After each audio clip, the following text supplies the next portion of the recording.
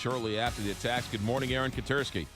McGraw, good morning. All three of the attackers have now been identified, and at least two of them have been known to certain security services. The main attacker, Khurram Butt, was Pakistani, was an East Londoner, a British citizen, and had been featured on a television documentary about a group espousing strict Islamic law. He had also been investigated in 2015 by the authorities after neighbors complained that he tried to radicalize kids in the neighborhood. At the time, though, it was determined that he was not planning an immediate attack. This is 2 years ago, and so authorities kind of dropped him down on the priority list. A second of the attacker, one identified today as Yusuf Zagba, is an Italian national who'd been living in East London. And though he wasn't known to Scotland Yard, he was stopped at one point when he tried to leave Italy and take a flight to Turkey, ultimately traveling, the Italian authorities said, on to Syria. Aaron, you've been there now for a couple of days. What's the mood in London like? They're up against elections, and then you have this fight going on with the President of the United States. What's the feeling on the ground there?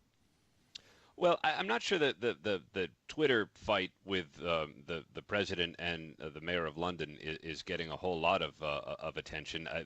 Today, the prime minister said President Trump was wrong in his criticism of Mayor Sadiq Khan, and the mayor has said that Britain should not roll out the red carpet for the president during an upcoming state visit that's currently scheduled for the fall. But imagine if the prime minister of England had ended up criticizing Mayor Giuliani after 9/11 or Mayor Menino in Boston after the marathon attacks. I can't imagine that Americans would have put a lot of stock in those criticisms, and I'm not sure that Britons are either. Yeah, how is this playing with the elections that are just a few days away? Well, everything now in the context of national security has become fodder for the election, which is, 48 hours away. And so the attacks have, in a way, become political. There are certainly plenty of questions for the security services. How did they, come to let the main attacker go when they clearly had him in their sights in 2015? Scotland Yard says that, he ended up being a low priority because he wasn't planning anything imminently then, but we know now that he was planning something here.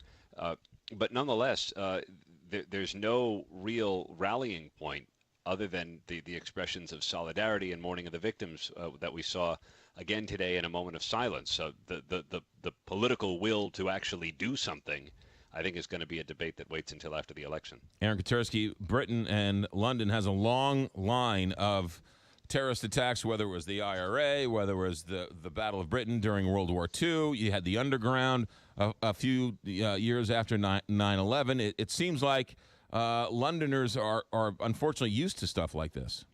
Yeah, but they don't want to be. I mean, it's no way to live, right? And so I think when you hear the prime minister say something like things have got to change, she's channeling that frustration and anger that there has been a wave of attacks, especially recently with 3 in as many months.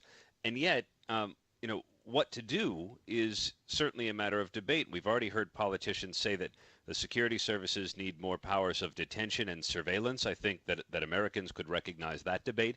But we've also heard politicians say that Britain shouldn't give up their civil liberties in the name of security because that damages who they are, a debate Americans would certainly recognize. And that's been ongoing here for some time. Aaron Katersky, ABC News, live in London. Be safe, Aaron. Thanks for checking in. Thanks, McGraw. 6:50.